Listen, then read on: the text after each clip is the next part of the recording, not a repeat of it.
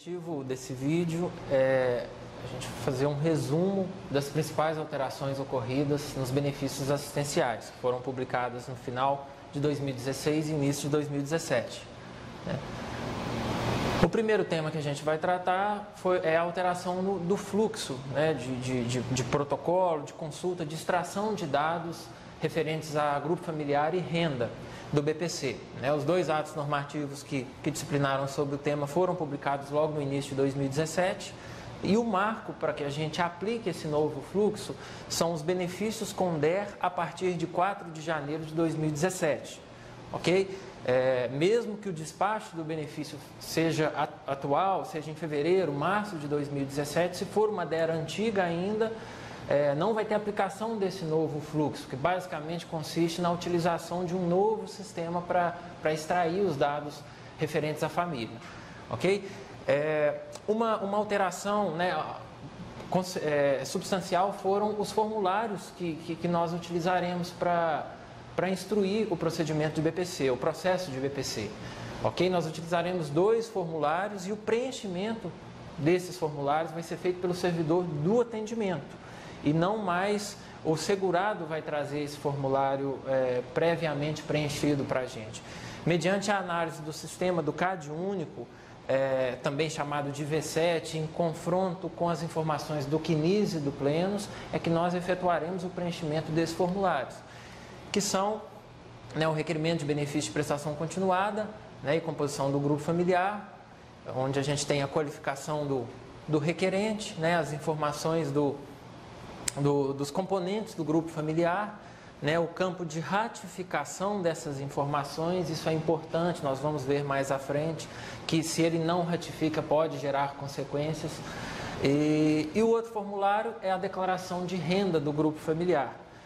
Com este formulário que a gente, extraindo as informações do sistema, do CadÚnico, confrontando com CNIS e Plenos, que a gente vai computar as rendas e ao final chegar à conclusão se o benefício é devido ou não. Okay? O sistema do CadÚnico ele é acessado pelo endereço cadastrounico.caixa.gov.br. A tela inicial desse sistema ele pede um e-mail de cadastro e uma senha.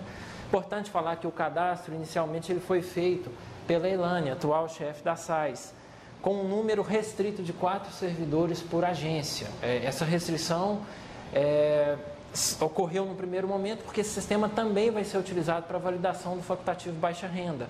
Quando surgiu a novidade de a gente utilizar ele também para o BPC, com certeza já estão revendo esse quantitativo de 4 servidores por APS e logo todos nós teremos acesso ao sistema. Ok? Preenchendo os dados de acesso e logando no sistema, ele vai nos apresentar uma opção de seleção onde vai constar apenas INSS. Na próxima tela, nós vamos ter a opção de Cadastro Único 7, que clicada vai direcionar já para a busca da família. Observem que nós teremos 3 opções de busca pela família, pelo código da família. Esse código é um código específico do CadÚnico, dificilmente a gente vai ter esse dado e provavelmente o que a gente vai utilizar mais para localizar o requerente e a família dele dentro do CadÚnico é a consulta pelo NIS ou por integrante da família. Nesse caso de integrante da família, vocês vão ver que o sistema ele exige pelo menos 3 dados. Por exemplo, nome, data de nascimento e CPF. Mas certamente serão os 2 campos de consulta mais utilizados por nós, o NIS e o integrante da família. A partir do momento que você insere os dados e o CadÚnico localiza aquele integrante, localiza aquela família no banco de dados dele, ele nos apresenta o resultado que, se clicado, vai ser disponibilizado os dados da família, com algumas informações relevantes e algumas telas que a gente possa acessar. No primeiro momento, nós vamos identificar quais os integrantes dessa família. Ao clicar na opção Selecione Pessoa da Família, o sistema ele vai disponibilizar os componentes daquele grupo familiar, que, se selecionado, nós vamos conseguir verificar o campo 8, que é muito importante para que a gente possa preencher o formulário referente à renda, esse campo 8, trabalho e remuneração.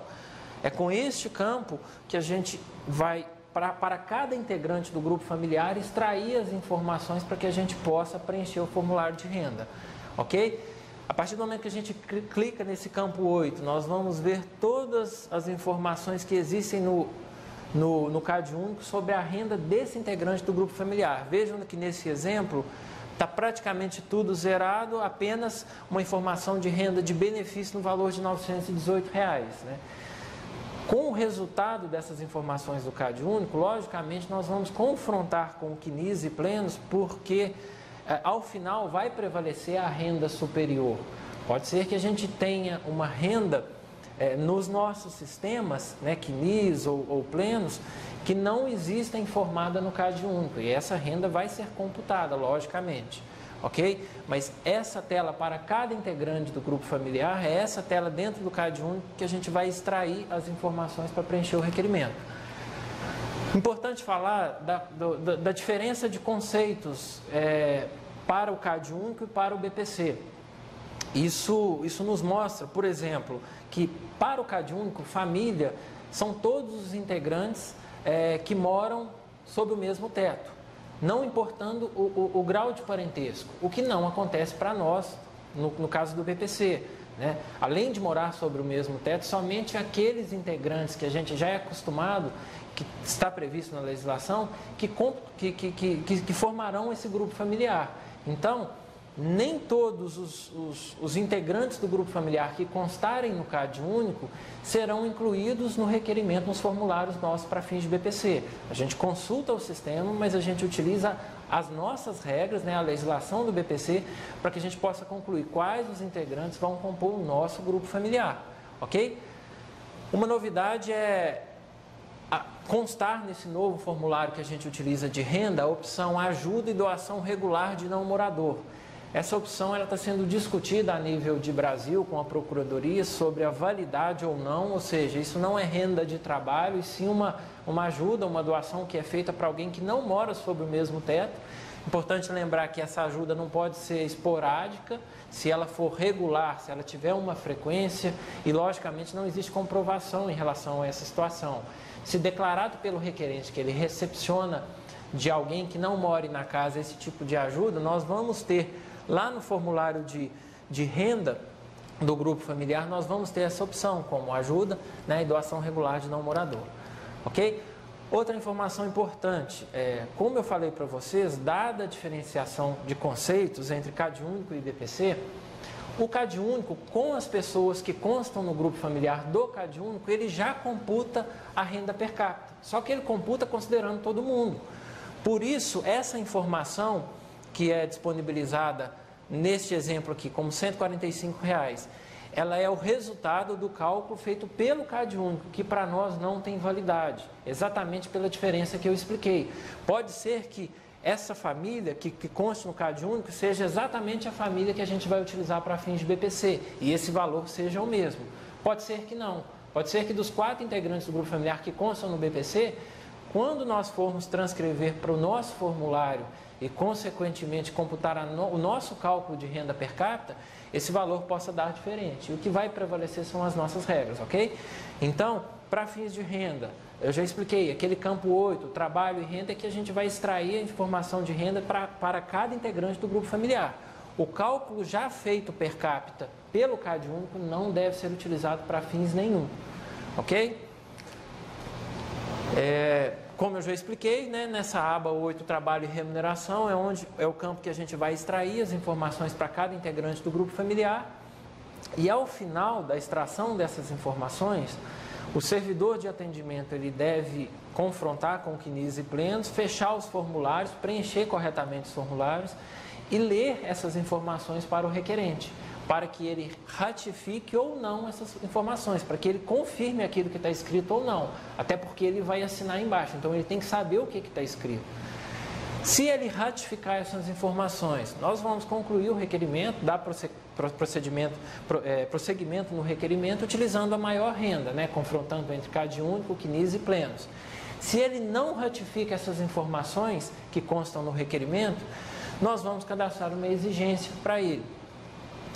Aqui eu enumerei as situações onde vai gerar uma exigência para que ele atualize os dados do CAD único, atualize o cadastro junto ao CAD único, que seria as seguintes, né? Quando ele não ratifica as informações sobre a renda, ou seja, nós chegamos à conclusão que o cálculo per capita é X, tendo em vista que os integrantes têm aquelas rendas que nós verificamos, e ele entende que não, que existe uma informação errada. E, mediante a exigência, ele, através do representante da família, o ato normativo chamou de RF, esse representante da família, preferencialmente é uma mulher. É alguém definido no CAD único como responsável por solicitar uma retificação de informação junto ao município. Os municípios é que fazem a gestão, fazem a alteração dos dados no CAD único. Então, mediante a exigência, esse representante da família tem que procurar o órgão do município responsável, seja o CRAS, seja qual for, para que faça essa atualização dos dados, ok? Outra situação que gera exigência, quando um membro do grupo familiar não constar no CAD único. A gente tem uma informação no CAD único da família com 3 pessoas.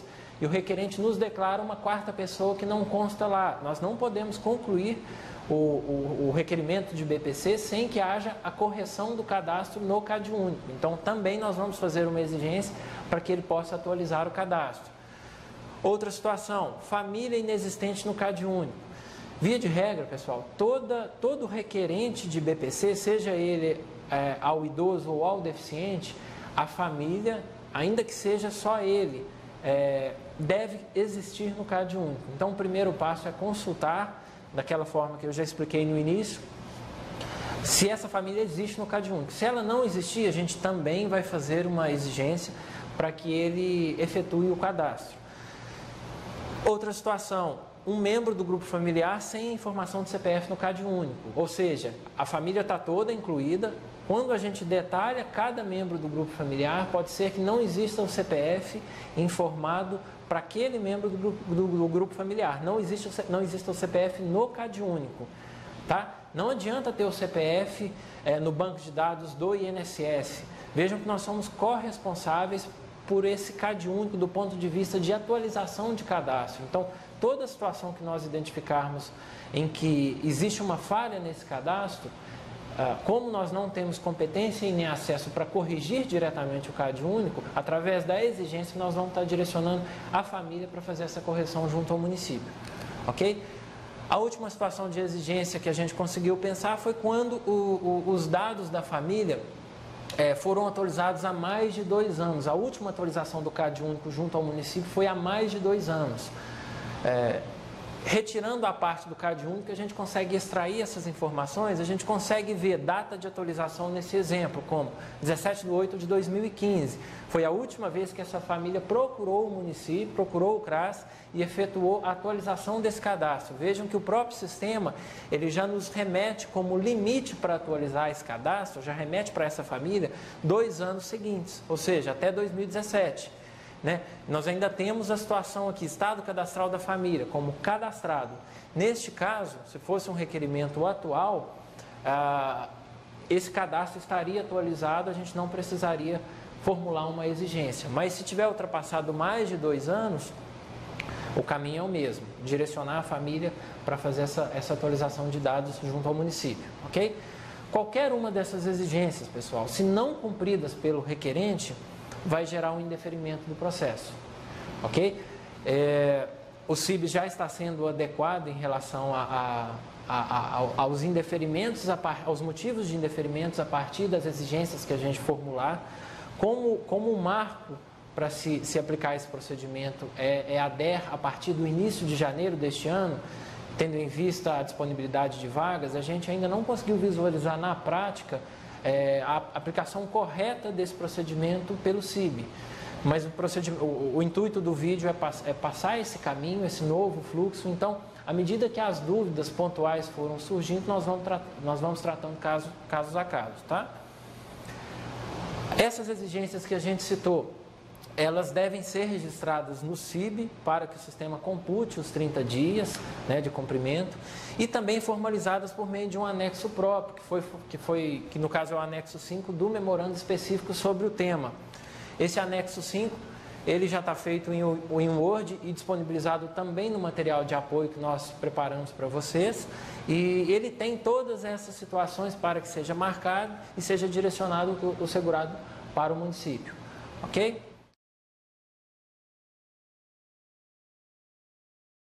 Bom, pessoal, outra mudança significativa no BPC foi em razão de uma ação civil pública do Rio Grande do Sul. Essa ação civil pública foi tratada nos atos normativos listados no slide e a decisão ela tem abrangência, né? Os efeitos da decisão ela tem abrangência nacional, ok? E foi determinado que se excluísse do cálculo per capita as despesas comprovadas e negadas pelo Estado referente a medicamentos, alimentação especial, fraldas descartáveis e consultas na área de saúde. Então, a partir da comprovação dessas despesas e a partir da comprovação da negativa pelo Estado, nós vamos excluir esses valores do cálculo da renda per capita, ok? O marco para aplicação dessa decisão, benefícios Condera a partir de 4 de maio de 2016. E aqui eu chamo a atenção para questionamentos que já foram feitos em relação da necessidade da gente levantar os casos que foram indeferidos e revisar, né, oportunizar para o segurado essa comprovação, porque nós só tivemos ciência dessa decisão através dos memorandos que foram publicados em novembro de 2016. Então, entre maio e novembro, nós vamos ter BPCs indeferidos que não foi ofertado para o segurado a possibilidade de comprovar essas despesas. Mas essa obrigação de revisar, de levantar os casos, ela não foi tratada nos atos normativos. Então, neste momento, nós aconselhamos que ninguém faça esse levantamento, a gente aguarde novas orientações da direção central para sabermos se esse levantamento e revisão vai ser feito centralizado em Brasília ou não, cada gerência vai fazer a sua, cada PS vai fazer a sua. Assim tivermos maiores informações, nós repassaremos para vocês, ok? Então, o CIB ele já está adequado para que todo requerimento, todo BPC cuja renda seja superior ou igual a 1/4 do salário mínimo, seja gerado uma exigência interna automática, com o seguinte texto: aguardar entrega de documentação e emissão de parecer social. Essa exigência, gente, por ser interna, ela não tem prazo para cumprimento automático pelo sistema. Isso é importante. Então, a gente tem que ter essa primeira consciência de que nós devemos acompanhar o processo e concluir a exigência no CIB, senão o benefício vai ficar represado, ok? E feita essa exigência, se essa exigência vai ser feita no sistema, nós vamos ter que formalizar ela por meio de um anexo próprio, que foi, né, contido no memorando que trata no assunto. Daqui a pouco eu mostro para vocês. Então, as consequências dessa exigência. Se ela não é cumprida ou cumprida parcialmente, o que seria esse cumprimento parcial? O requerente comprova as despesas, mas não comprova a negativa do Estado, ou o inverso, ele comprova a negativa do Estado, mas não comprova as despesas. Se isso ocorre, nós vamos ter que resolver a exigência no Prisma, marcando ela como atendida e selecionando a opção específica documentação não apresentada. Com isso, o CIB ele vai indeferir o requerimento pelo motivo de renda, ok? Porque ele vai utilizar a renda inicialmente computada, que foi superior a 1/4 do salário mínimo, tá? Nesse momento, pessoal, para benefícios assistenciais ao deficiente, né, para B87, né, cuja DER seja a partir de 5 de novembro de 2016, o sistema sequer permitirá que nós agendaremos as avaliações. Então, o benefício vai ser indeferido somente pelo critério de renda, sem a realização das avaliações. Somente para benefícios Condera a partir de 5 de novembro. São 2 marcos. 4 de maio é o início do cumprimento da decisão por parte do INSS, né? E 5 de novembro é a dispensa das avaliações no caso de não comprometimento da renda ou no caso onde ele não comprova, não apresenta a documentação solicitada, ok? Caso a exigência seja devidamente cumprida pelo segurado, ou seja, se é apresentada a documentação que comprove a despesa e se é apresentada a documentação que comprove a negativa do Estado. Nós, servidores que estivermos analisando o benefício, vamos enviar o processo físico com essa comprovação ao assistente social. O assistente social é que vai avaliar efetivamente se a renda vai ser comprometida ou não. Se o assistente social, por meio de um formulário próprio, conclui que não houve o comprometimento da renda, esse processo vai retornar para o servidor que realizou o atendimento inicial, vai retornar para a equipe do administrativo da PS, e nós precisaremos resolver a exigência, também marcando ela como atendida, só que agora a gente vai selecionar a opção própria para a situação, parecer social pelo não comprometimento da renda. Se a renda não foi comprometida, o benefício vai ser também indeferido pelo critério de renda, ou seja, o CIB vai continuar concluindo o requerimento pela renda inicialmente apurada, ou seja, ela vai continuar sendo superior ou igual a 1/4 do salário mínimo. Mesma situação da anterior. No caso de B87, pondera a partir de 5/11/2016, também as avaliações social e médica não chegarão a ser nem agendadas, ok? Ele vai ser indeferido já naquele momento. E a última situação possível é quando o parecer social ele conclui pelo comprometimento da renda, ou seja, aquelas despesas e a negativa do Estado, quando retirados esses valores do cálculo per capita, o segurado ele atinge o critério de renda que a gente utiliza.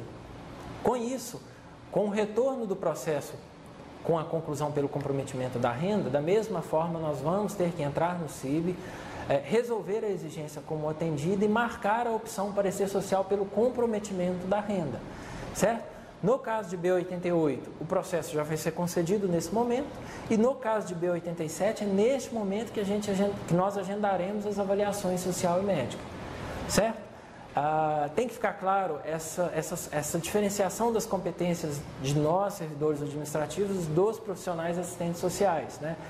Nós não vamos avaliar efetivamente se as despesas vão comprometer a renda. Nos compete o quê? Fazer a exigência, né? Recepcionar a documentação, conferir se ele apresenta a documentação referente à comprovação das despesas e a documentação referente à negativa do Estado. Se apresentado, quem vai fazer essa avaliação são os assistentes sociais, tá? Eles é que vão concluir se há ou não um comprometimento da renda, ok? Dentro do CIB, nós temos a tela específica, onde a gente vai marcar a situação da exigência como atendida, e aqui as 3 opções que eu citei, né, que é a documentação não apresentada e as 2 opções referentes ao parecer social do assistente social, ok? Se for pelo comprometimento da renda e se não for pelo comprometimento da renda. Essa tela que a gente vai trabalhar e vai tratar essa exigência de acordo com a situação. Aqui é o anexo que eu comentei com vocês, que nós utilizaremos para formalizar a exigência. Lembrando que ela é feita de forma automática no CIB, mas para que ela chegue às mãos do requerente, a gente precisa formalizar ela, e já existe o formulário próprio como anexo ao material de apoio que a gente está enviando, e também anexo ao memorando que trata sobre o tema. Outro ponto importante, pessoal, é lembrarmos que nós já temos uma ação civil pública específica de Minas Gerais, né, para ser atendida, que há anos a gente já tem trabalhado e convivido com ela, aquela ação civil pública que determina que seja desconsiderado, né, os benefícios de até um salário mínimo, os benefícios assistenciais e previdenciários de integrante do grupo familiar que seja idoso ou deficiente, né? Essa nova ação civil pública do Rio Grande do Sul, ela não nos exime de cumprir a ação civil pública de Minas Gerais. Então, qual foi o procedimento indicado? Sempre que um benefício for inicialmente concluído no CIB como renda per capita superior ou igual a um salário mínimo, nós vamos ter que fazer uma análise manual, se não é caso da CP de Minas Gerais, ou seja, se eu desconsiderar alguma renda proveniente de benefício de alguém do grupo familiar, vai ensejar a concessão do benefício? Se ensejar a concessão do benefício, nós temos que lembrar que pela ação civil pública do Rio Grande do Sul, o CIB vai ter incluído a exigência automática, né, para apresentar a documentação. Nós vamos ter que resolver a exigência no CIB, né, marcando ela como atendida, selecionando a opção documentação não apresentada para que o CIB indefira o requerimento, ok? Esse caminho, pessoal, é uma sugestão nossa, tendo em vista que o memorando não tratou dessa situação da CP de Minas Gerais, exatamente porque é uma CP com abrangência estadual, da mesma forma que existem outras nos demais estados. Então, como a gente entende que o benefício precisa ser indeferido no CIB, a orientação foi para que a gente conclua como documentação não apresentada o benefício indeferido no CIB, nós vamos protocolar um novo, com um novo número no Prisma e efetuar a concessão, né, resguardando a DER e registrando o número da CP de Minas Gerais. Caso, mesmo com a análise da ACP de Minas Gerais, se não ensejar a concessão naquele primeiro momento, nós vamos dar continuidade ao trâmite normal da ACP do Rio Grande do Sul, ou seja, nós vamos formalizar a exigência ao requerente, aguardar que ele cumpra ou não, direcionar para o assistente social, da mesma forma como eu já expliquei nos slides anteriores, ok? Importante saber, pessoal, que as duas situações que a gente tratou nesse vídeo, ou seja, esse novo fluxo do BPC e o cumprimento dessa ação civil pública do Rio Grande do Sul, eles vão caminhar de forma conjunta, certo? A gente já vai observar esse novo fluxo sempre utilizando o CAD único normalmente, e caso seja um benefício, né, cuja renda supere ou seja igual a 1/4 do salário mínimo, pela regra da ação civil pública do Rio Grande do Sul, vai ser gerada a exigência automática e aí a gente vai dar sequência conforme a gente orientou, tá? O intuito do vídeo era esclarecer para que fique um pouco mais claro para vocês esses novos fluxos, né, do BPC, e dúvidas pontuais nós vamos estar à disposição no serviço de benefício para que a gente possa ir tratando caso a caso, ok? Muito obrigado.